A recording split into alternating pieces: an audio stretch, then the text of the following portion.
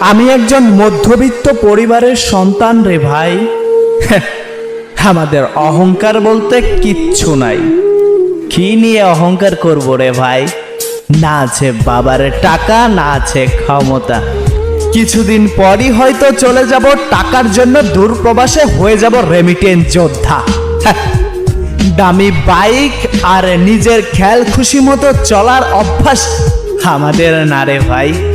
আমাদের ইনকাম করে নিজে চলতে হয়।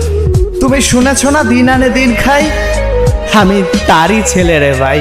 তাই অহংকার আমাদের জন্য নয়। তাই তো বাস্তবতা রয়েছে আমার রক্তের প্রতিটা শিরায় শিরায়। তুমি যখন দামি বাইক নিয়ে ঘোরো সারা বাংলায়, তখন আমরা ভোর 6টায় ঘুম থেকে উঠে কর্মে যাই টাকার প্যারায়। তাই তোমার সাথে আমার তুলনা চলবে না রে ভাই।